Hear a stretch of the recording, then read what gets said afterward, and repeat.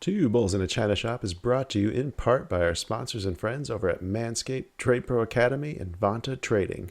Manscaped is the best in men's below-the-waist grooming with precision-engineered tools for your family jewels, and with a new and improved 2.0 version of the Weed Whacker now available, it's the perfect time to take advantage of our exclusive offer of 20% off and free worldwide shipping using promo code 2bulls at manscaped.com. As always, that is the number 2. And when it comes to institutional quality trading education, look no further than tradeproacademy.com. In our free Discord server, you'll find instructions to take advantage of our discount with them as well. And for anyone trading futures, check out vantatrading.com. Founded by Mr. W. Banks and Baba Yaga, they provide a ton of educational content with the focus of teaching aspiring traders how to build a repeatable, profitable process. Our exclusive discount code for Vanta can also be found in our free Discord server. We'll have all those links and more in the episode description. Thank you for listening, and I hope you enjoyed today's conversation. If someone you love is struggling with their mental health, you don't have to struggle alone. Call or text 988 to get resources and support from trained crisis counselors who can help you help them. 988 Suicide and Crisis Lifeline. Hope has a new number.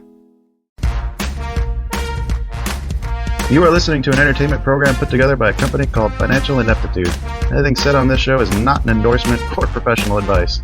Would you really want to tell a court of law you were suing us because you thought taking financial advice from two idiots on a podcast put out by Financial Ineptitude was a good idea? Really? Clown hat smiley face. Well, hello everybody, and there it is. Welcome back to the China Shop. Dude, I was holding that in. That was difficult. How long have you been? We've been chatting for like 20 minutes. Oh no, it started to happen right before you started your intro, so it was probably only like 6 seconds, but it felt like to the point where I had just swallowed air. Like I didn't know if it was coming back up. I just noticed you hadn't burped in a while before I hit record. Yeah. Okay, where was I? I'm your host, Kyle. Joining me for this midweek update is Erik from ES Invests. Say goodbye, Erik. This is my favorite intro so far. How are you doing today? Where was I? I'm your host. It's gonna be the new shtick, huh? How are you doing today, man? I am doing well, Erik. This is Kyle now. I decided that I'm going to assume your identity. A silly day today, huh? Yeah, that's what it's feeling like. It kind of is, huh? A little gassy. I mean, little steely. That intro really made me happy. It made me happy too. Brought a smile to my eye. See how much of it was... sticks around. Good. Oh no. What do we got today? What should we kick things off with here? Probably CPI. Yeah, I think CPI was pretty interesting actually. What stuck out to you? It was a little bit low, right? So it was supposed to be coming in at 5%. It came in at 4.9%. So I think that coming down is kind of informative, but I still think it's interesting. I think everything in the market is starting to pivot over to the credit crunch and the focus on the credit crunch. That's at least my overarching hypothesis. So I think like the CPI today, PPI tomorrow, I think those things are important, but I don't think that the market is necessarily hyper overvaluing them currently. Right. Yeah. The focus definitely seems to have shifted. The movements that we've been seeing, even with the last FOMC, wasn't nearly as impressive as some of the previous ones have been. Okay. Yeah. I was looking through the actual report since you've got me now looking through the actual releases from the institution that makes these things. Look at you going to a source. I know. I usually just get lost in these things, but it's actually super informative and kind of interesting when you start drilling into like the different things that are causing like the highest or the actual like increases. Yes. Energy was one that was super interesting to me. The gasoline index basically wiped out all the gains of like every other sector or component of the energy portion to actually even bring it up 0.6%, which I thought was kind of surprising. Yeah, and that's actually a really useful takeaway that you're sharing for people is like how prone different components are to skew. All right. Okay. So there's a weighting to these, and it may not be necessarily apparent when you're first just looking into the report here. 100%. And I also think it's the reason why sometimes we'll get a release and then the number might make sense, but then people are like, well, what the fuck? Why is it moving like this? Ah, And right. a lot of times it's because of that, because there's something underneath the surface that had an outlier move or wasn't expected. So, yeah, a lot of times people prefer, and I don't blame them, but who doesn't prefer kind of like a neat, simple data point? But especially with stuff like this, it's really important at least to have a cursory understanding of what's being looked at under the hood. Right, right, right. Uh, there's a couple other interesting points too. The used cars and trucks going up 4.4%. It had been dropping basically every reading since October. Hmm. So I was kind of wondering what was going on there. It's a good question. I'm really not sure. I think a lot of it might actually come back just to the credit situation that we're in, but Hmm. um yeah, it's hard to tell discreetly. I think at least I'm not positive. Gotcha. Okay. So you said that we've got more than just CPI. We've got other stuff coming out tomorrow and Friday. Well, obviously we got jobs normally, right? Yep. So jobs initial and continued, but then we have PPI. PPI. What's the Yep. difference between PPI and CPI, and why is there like why do we need two metrics? They look at two different things. So PPI cares about deflating revenue streams, so it kind of gives us an idea of actual output, and Hmm. CPI is used to look at income and expenditure incorporating cost of living. So they're kind of like two very different metrics, I guess. That's I tried to explain it in a way that draws at least a correlation between the two, but there really isn't. It's just two very different views. Okay, fair enough. All right. Anything else in the headlines catching your eye this week? Not that I've seen, but I haven't been looking. The only thing that I saw that I thought was worth kind of just touching on here was Berkshire Hathaway reported their earnings, Mm. and buried in the Q1 report was the basically like the trading that they do, the share like the stocks and equities that they purchased and sold.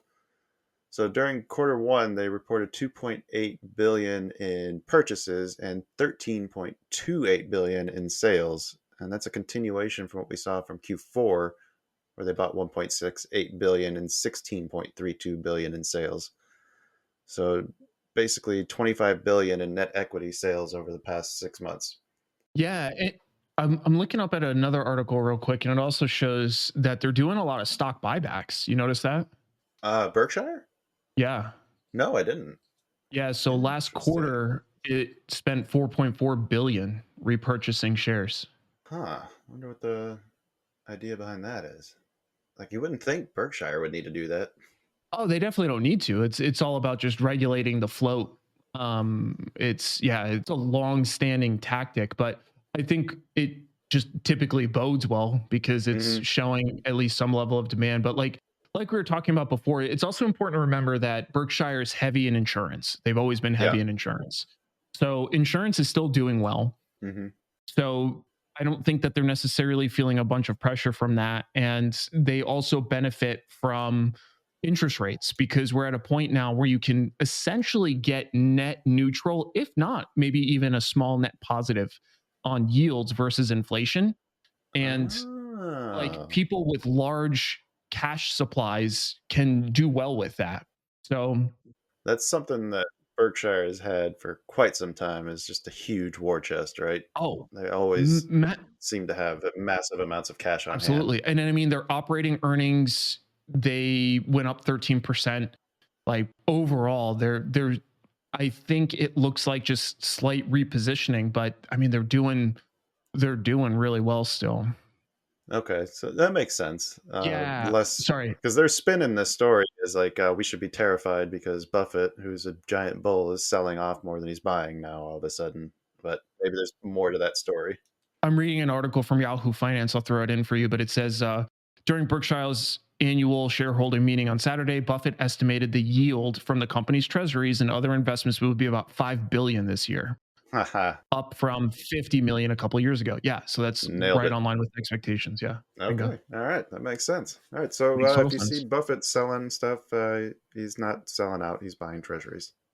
Yeah, and I mean, it's still always worthwhile to if you take a look. Let me pull up. Well, that's the thing. Like, I don't know necessarily what it means, but that's why I bring it up because I feel like it's an interesting discussion. Of course, yeah. So taking a look at, I want to look at Berkshire because the other thing I want to see, they typically maintain like a pretty deep float of even some tech. I'm like they have Hmm. quite a bit of exposure to Apple, which I always found interesting because he Really? being Warren Buffett's never been like super into tech. But No, I think what was he said during the dot-com bubble? I don't know what all these newfangled things are doing, but I know everybody wakes up in the morning and grabs a razor to shave. I love that dude. I know, right? He's literally like the epitome of keep it simple, stupid, and I love it. Right. I literally Yeah. love it. Awesome. I don't see any info on their float. Yeah, I mean they still have. Oh, 500,000, 590K shares floating. Yep. So they're still deep, and I mean cash. They have 35 billion in cash. Right. Long-term Yeah. debt 120 billion. So it's yeah, they're to me it looks like they're kind of just carefully positioning based on the current markets. And I mean, again, like when you have economies of scale like that, yields can start to look a lot more interesting. Mm-hmm. A lot less risky too. Yeah, it's the same reason why I trade box spreads is because like if I had $10,000 to put into a box spread and I made $1,000, like I really don't care that much, or $100, sorry. I don't Right. really care that much about it. But as soon as you start doing larger box spreads where you can make like $2,000 in 10 days, that starts to Mm-hmm. become way more attractive, especially if the money Right. technically is being used somewhere else. Like you could be really efficient. It's essentially what he's doing, not to the same degree that I am in terms of just leveraging positions and timing. But the point being is he has economies of scale. Mm-hmm. That makes sense. If you haven't heard by now, Manscaped now sells beard products. That's right, once again revolutionizing men's grooming with the brand new Beard Hedger Pro Kit. From a beard trim to a fresh shave, the technology behind the Beard Hedger Pro Kit allows you to shape your signature beard look. Now you can finally use Manscaped products to make your drapes match your carpet by going to manscaped.com and using code 2bulls for 20% off and free shipping.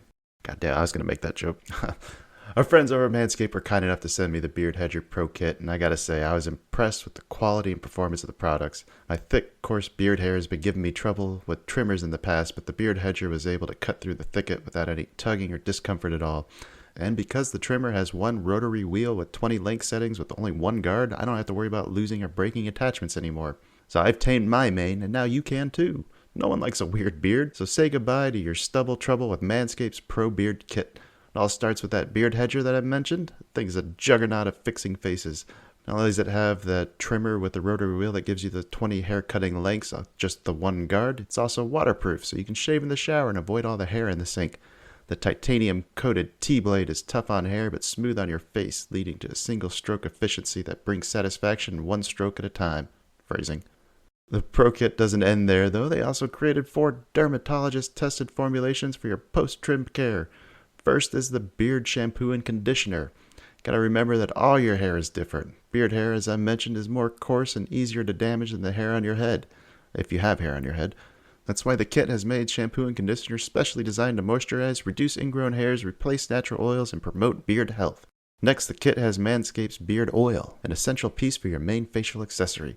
No one wants a guy whose beard is brittle and dry. The oil relieves dryness both on the beard and the skin beneath while adding a little shimmer and shine, which makes you look extra fine. Cap off the kit with the Beard Balm, a pomade that shapes, styles, moisturizes, and tames for a sculpted look to attract any fellows or dames.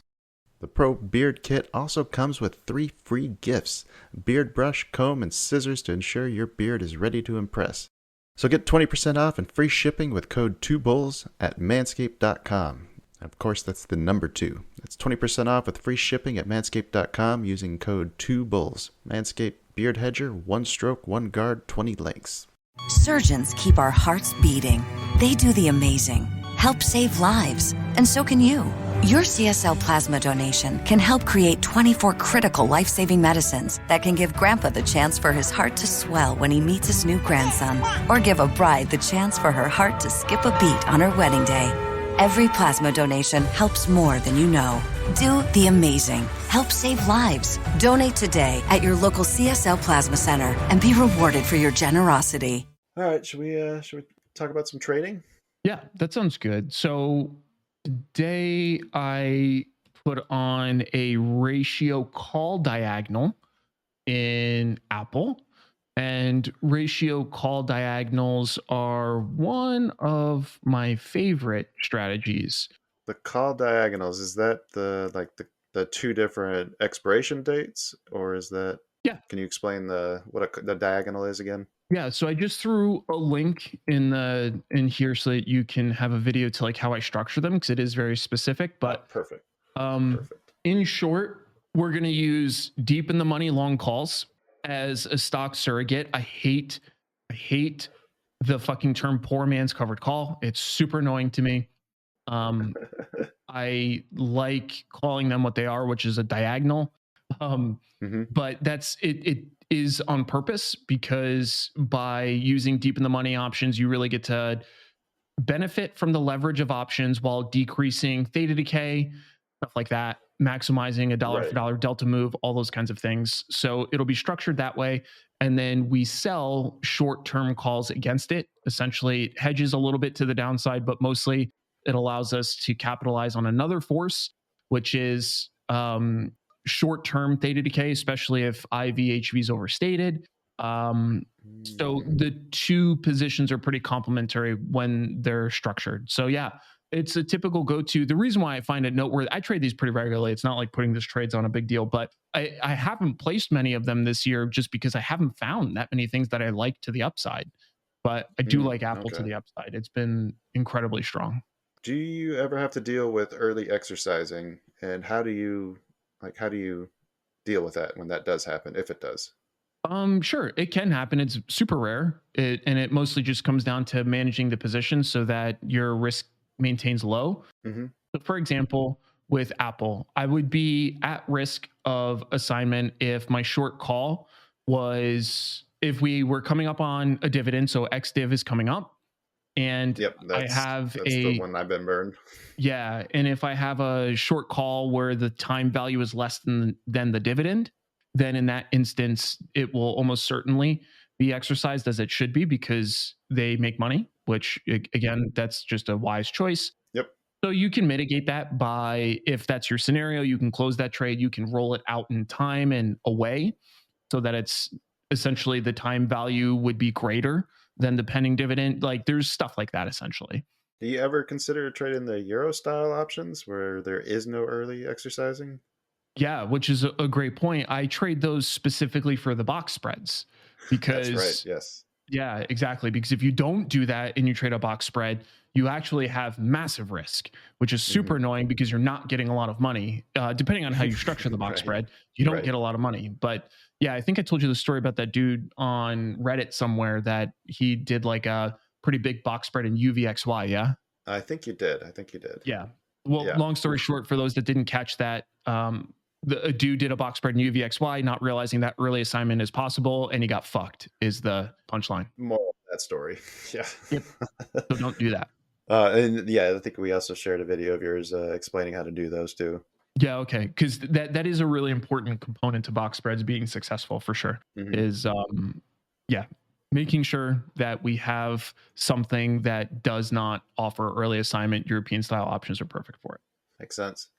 So I had a little bit of a struggle today, I think.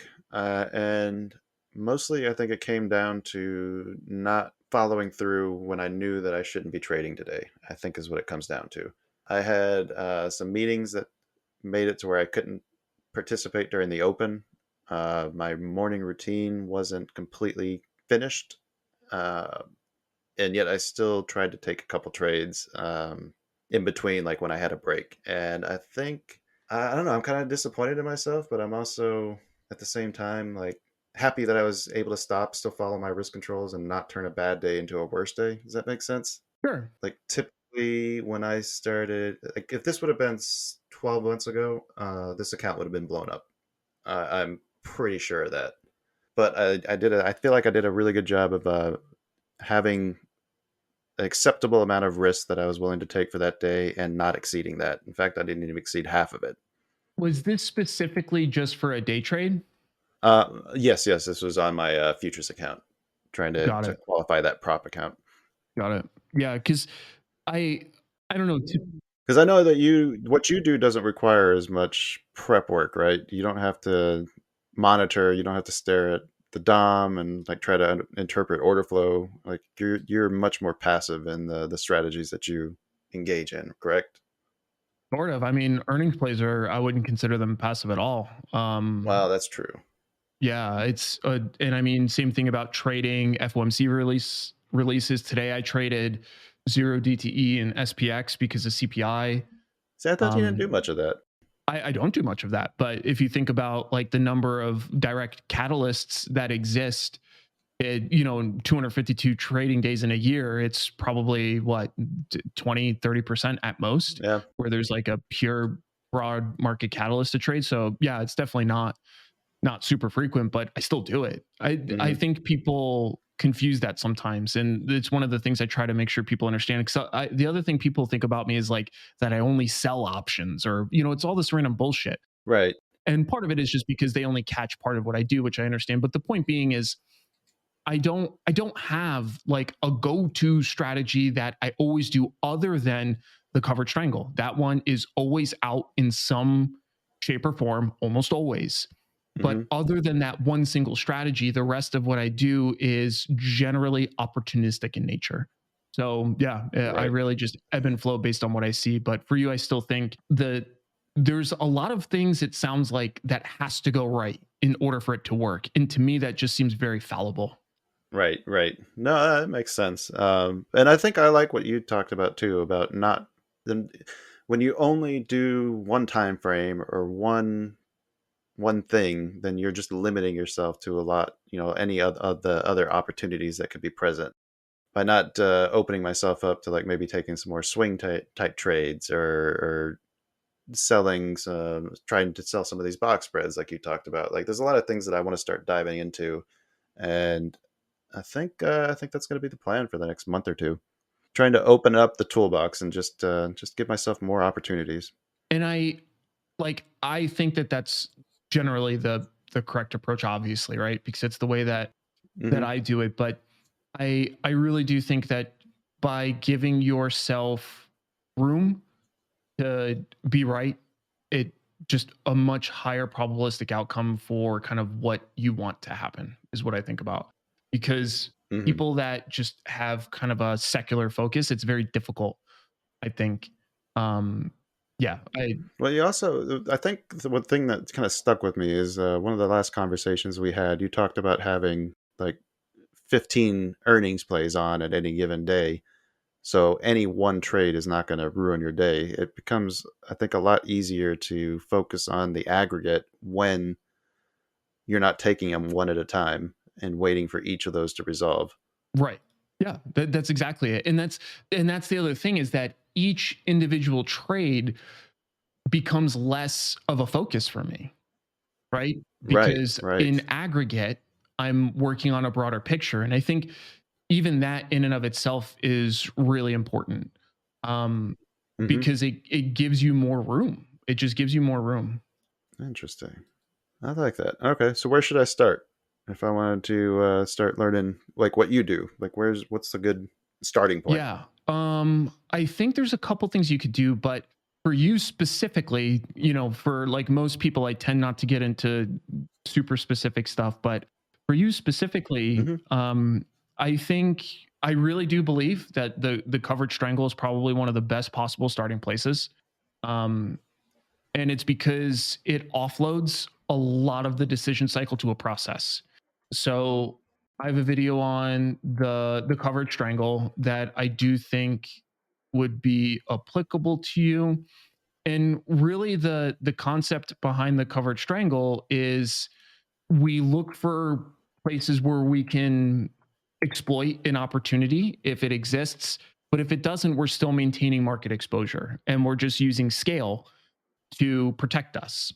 So, like, I traded the coverage strangle during the COVID crash. I trade the coverage, like I said, Hmm. I always maintain exposure into the coverage strangle because at this point, I almost always just trade it in an index ETF. And lately, it's almost always IWM.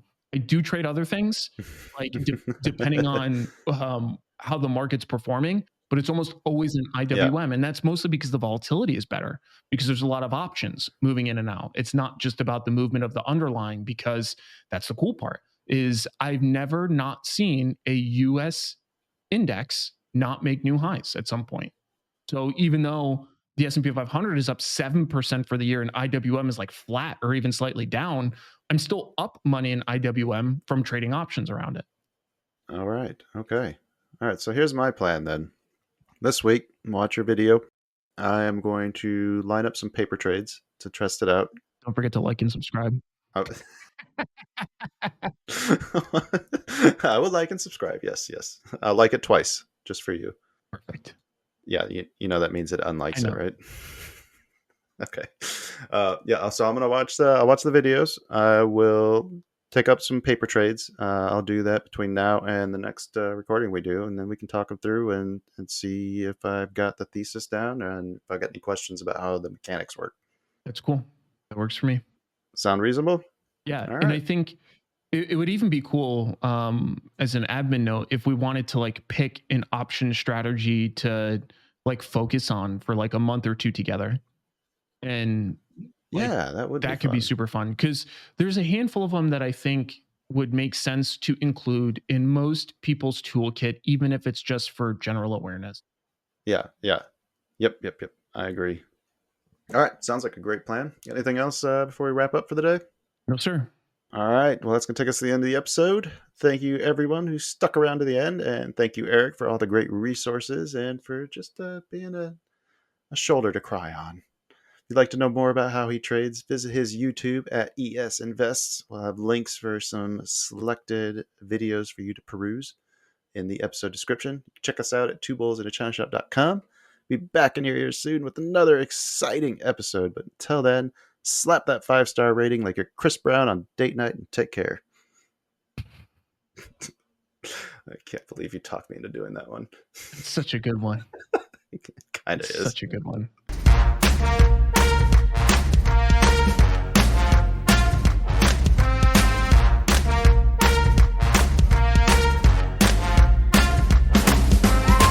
Two Bulls in a China Shop is an entertainment program, and all thoughts and opinions expressed in the show belong to the hosts and not of any company. They are not intended to provide specific advice or recommendations for any individual or on any specific security or investment product. It is only intended to provide entertainment about stocks and the financial industry of trading. If you make trades based on what you hear in this show, you assume all risks for those trades. Surgeons keep our hearts beating. They do the amazing. Help save lives, and so can you. Your CSL plasma donation can help create 24 critical life-saving medicines that can give Grandpa the chance for his heart to swell when he meets his new grandson, or give a bride the chance for her heart to skip a beat on her wedding day. Every plasma donation helps more than you know. Do the amazing. Help save lives. Donate today at your local CSL Plasma Center and be rewarded for your generosity.